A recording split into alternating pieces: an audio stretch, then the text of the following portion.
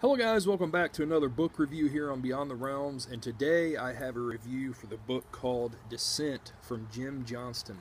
Now this is the first adult novel Jim Johnston has done. He did a young adult novel before and a collection of stories. So this is only his third book and the first one he's done for adults. Now I've been hearing a lot about this book. I've been hearing that it's really good.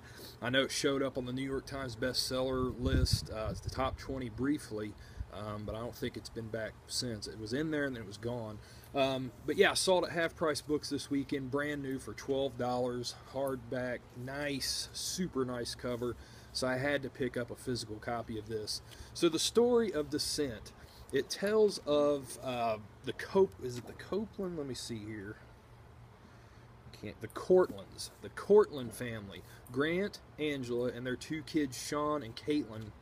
They're having some family issues, and they decide to go on a little family getaway into the Rocky Mountains. Now, while they're there, Caitlin, she is a track runner. So one morning she wakes up, she wants to go for a run. So Sean decides to come along with her, and he takes a bike because he can't keep up with her running. So he takes a bike and follows her.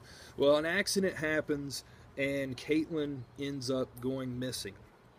Now, most stories like this, these crime, drama, thriller type stories, from here, usually these types of stories would go into the investigation, and trying to figure out where Caitlin is. But this book does not do that, and that's what made this one very fresh, I thought. Because Tim Johnston's not really reinventing the wheel here, but it's just his take on this type of story that made it fresh and unique. Because from here, the whole story deals with how Caitlin's disappearance affects the family. Angela has an emotional breakdown. She goes back to their home in Wisconsin, stays with her sister. She's just completely despondent. She can't focus or do anything. Grant and Sean decide to stay in the Rocky Mountains and try to hunt for Caitlin. They're never going to give up. She isn't found, but they haven't found the body, so they're never going to give up. And they end up renting a house from a retired sheriff named Emmett. They stay in a house across the street from him, which his son, Billy, actually owns. I can't remember how he got the house because he's young too, but so Emmett, they stay around there with Emmett. Emmett's a really nice old guy with a lot of wisdom for Grant and Sean. And Billy, his one son, is just a complete jackass asshole type character. And then Emmett's other son, Joe, is a sheriff. So the whole time they're trying to find Caitlin, there's no leads. And that's really how this story plays out. You just you don't get the feelings on a surface level of how the family is dealing with this. You get down deep, really deep into how it affects them and how it changes their lives. And not only for them, but also for the other people that are in the Rocky Mountains that they come in contact with, like Emmett, Billy, Joe, and some other people. Marie, a woman that works at a diner there. And this Caitlin's disappearance affects all of them, and this book really shows that.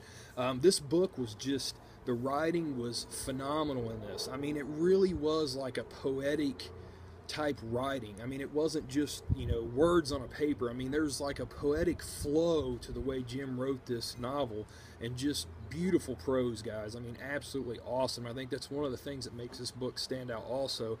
Now, a few downsides to this book. There are a few scenes in this that take a little long to play out. Now, there was also a few that I wasn't sure where they fit into the book. It seemed like it was just filler, but they did work out to have meaning to the overall story. But with that said, a few of them just go on a little bit too long.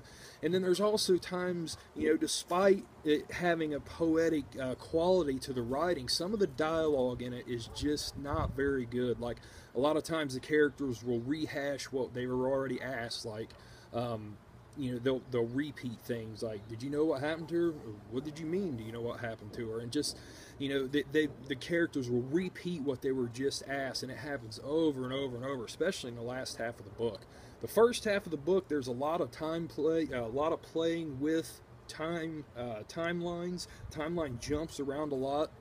which will keep you on your toes and really keep you guessing. You have to really pay attention, but I like that. It seemed to drag me into the story a lot more. But guys, I highly recommend this book. It's a very good drama. I could see this making a really excellent movie. I just really can see that. But guys, I'm going to keep it from a perfect score because of the few little things in this, that I didn't like. But overall, excellent, guys. I'm going to give this one a 4.5 out of 5. You can pick it up now. And guys, I appreciate you all watching. Have a good one. Later.